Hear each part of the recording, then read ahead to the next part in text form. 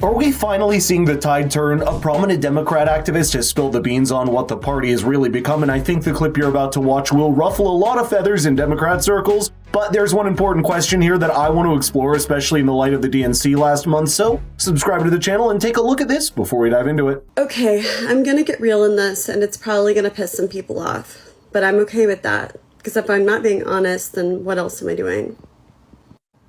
I just got back from the DNC where I signed up to volunteer. And when I initially had signed up to volunteer, Joe Biden was still the nominee. It wasn't yet Kamala Harris. I've worked in progressive politics for a long time. I have worked for many different Democratic candidates, Senate candidates, House candidates, even some Democratic organizations. And as the years have gone by, I found myself getting more and more disillusioned with the Democratic Party, although until now I've never said that out loud or anywhere public. And I just want to say that by saying this, I'm not necessarily saying that the other party is better. I'm just giving you my experience with working with the Democrats. Throughout my career, I've mostly done campaign fundraising, so I've seen it the way that it works behind the scenes. And I know that candidates spend 8, 9, 10 hours a day just calling donors and begging rich people for money.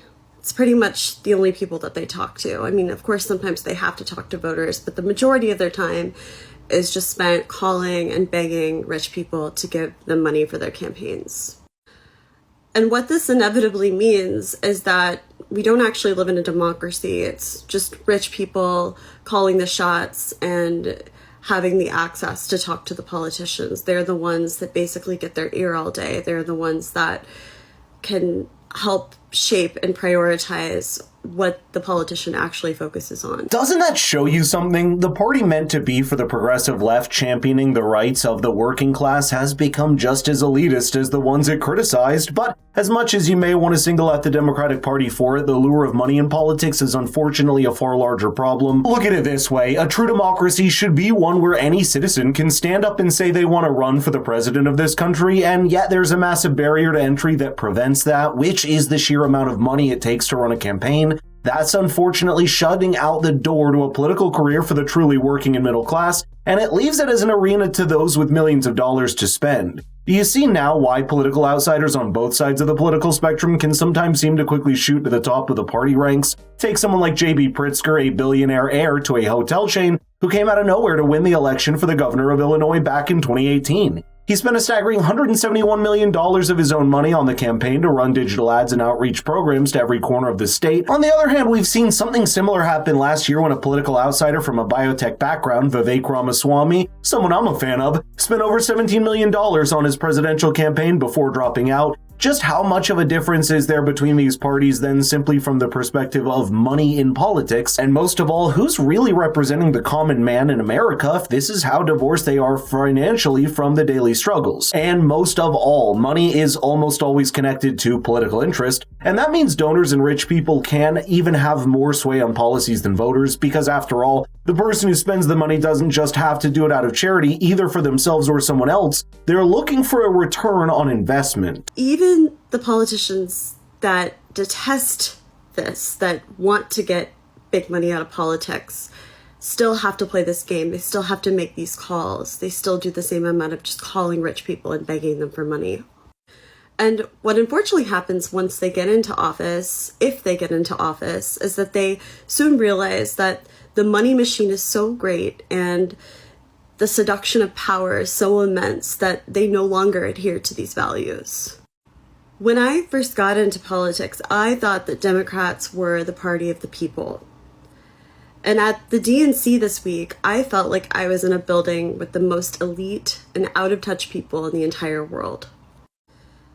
It very much felt like, let's just have a huge party and forget all of our problems because the vibes are brat.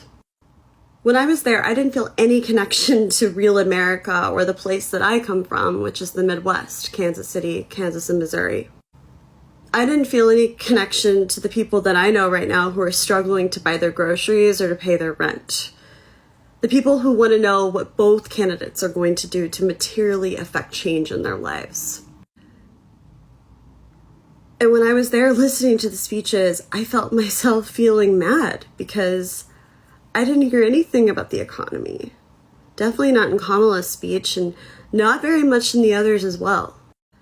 Instead, I heard generic platitudes, things like joy and respect and integrity, and what does that even mean? Honestly, it means nothing. The person worrying about putting food on the table hardly even wants to tune into an event where a flashy display of wealth is matched only by the disconnect in its speeches to the common man.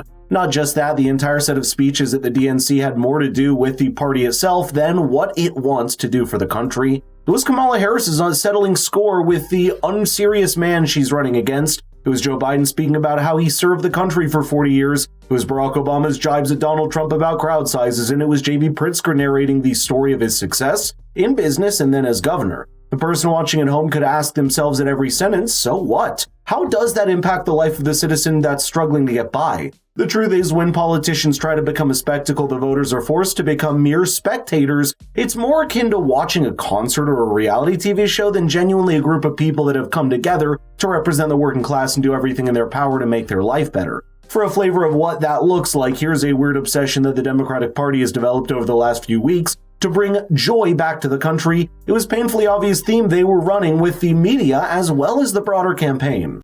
The one thing that I will not forgive them for is their try to steal the joy from this country. The joy felt by Americans backing the Harris-Walz ticket. We are joyful warriors. Being joyful is part of the American identity. The joy factor. Campaign of joy. You're talking about radical joy. It is downright joyful. It looks like a joyous rally. It looks like a joyous occasion. A real zeal and joy in the campaign. The joy that you're bringing back to the country. Joyful, exuberant rally. Thank you for bringing back the joy. Power of joy. Hope and joy. Something incredibly joyful. She does it all with a sense of joy. Joy. Joy. Joy. Joy. Joy. Joy. Joy. Joy. Joy. Joy. Joy. Imagine that.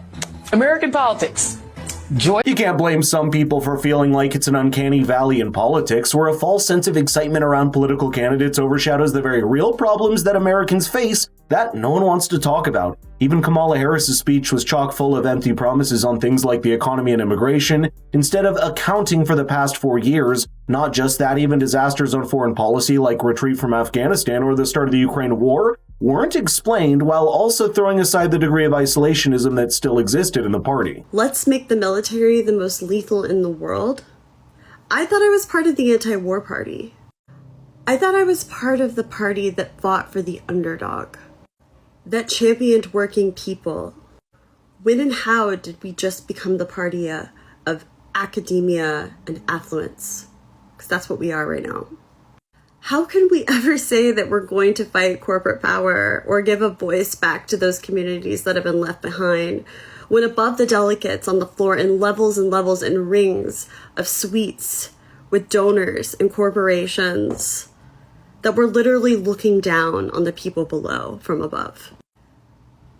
That's what Chris Cuomo said, and he's absolutely right.